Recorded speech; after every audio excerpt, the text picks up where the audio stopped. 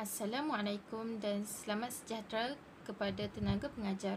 Saya Raihan Syahira binti Mubaisir memegang nombor badan T11468873. Hari ini saya akan berkongsi serba sedikit sebanyak tentang isu gangguan seksual. Mengikut definisi, gangguan seksual merupakan perlakuan yang kurang disenangi melalui kata-kata, isyarat, sentuhan, psikologi ataupun visual yang berunsurkan seks. Ia boleh berlaku ke atas seseorang tanpa mengira jantina maupun umur.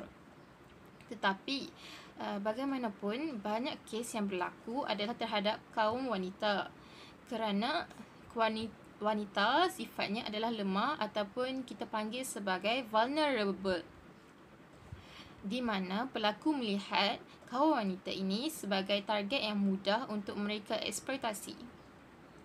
Kadang-kadang, para wanita tidak tahu bahawa mereka sedang mengalami gangguan seksual kerana pada asasnya mereka tidak terdedah kepada informasi sebegini.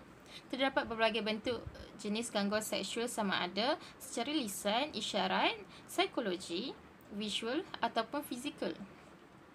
Gangguan seksual boleh berlaku di mana-mana tempat termasuklah sekolah, tempat kerja ataupun di tempat awam. Apabila mangsa sedang mengalami gangguan seksual, mereka sering berasa takut ataupun terkedu. Mangsa akan mengambil masa yang lama untuk memproses kejadian tersebut dan selalunya berakhir dengan mangsa berdiam diri.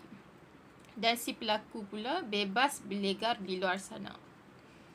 Mengapakah isu ini masih sering berlaku dalam masyarakat kita walhal sedangkan terdapat akta yang melindungi para wanita dan kanak-kanak daripada gangguan seksual? Hal ini kerana budaya masyarakat kita yang mengambil mudah tentang hal gangguan seksual dan secara tidak langsung tanpa sedar mereka menjadi enabler kepada rape culture ataupun kita panggil sebagai budaya lucah dalam masyarakat.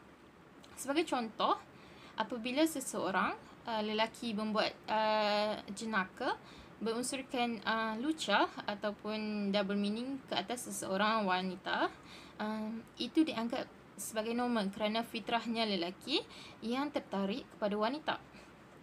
Walhal perkara itu tidak patut dinormalisasikan kerana ia adalah salah satu bentuk jenayah. Cuba bayangkan jika ibu ataupun adik perempuan kita mengalami gangguan seksual, adakah anda berasa itu normal? Selain itu, pihak autoriti termasuklah pihak sekolah, pihak majikan ataupun pihak polis sendiri sering mengambil mudah tentang perkara ini. Sebagai contoh, baru-baru ini seorang pelajar tingkatan 5 bernama Ain melaporkan gurunya yang membuat lawak tentang isu rogol dan beliau juga mendapat ugutan rogol daripada rakan sekelasnya.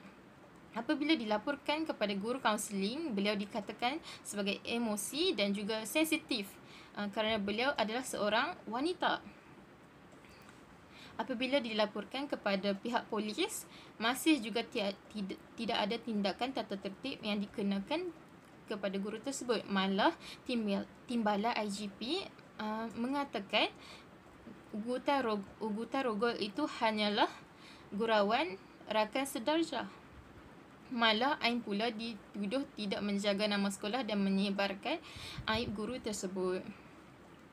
Sesetengah masyarakat juga mempunyai pemikiran misoginis di mana mereka merasa benci ataupun tidak percaya terhadap kaum wanita. Sebagai contoh, apabila seorang wanita mengalami gangguan seksual ataupun dirogol, masyarakat lebih cenderung untuk menyalahkan mangsa, mengatakan bahawa mangsa sendiri bersalah kerana tidak pandai menjaga kehormatan diri, tidak tahu menutup aurat, menyalah pakaian dan sebagainya.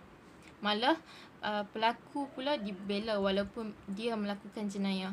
Di manakah logiknya di mana mangsa pula disalahkan bukan si pelakunya? Sekian itu sahaja pengucapan awam daripada saya. Terima kasih dan Assalamualaikum.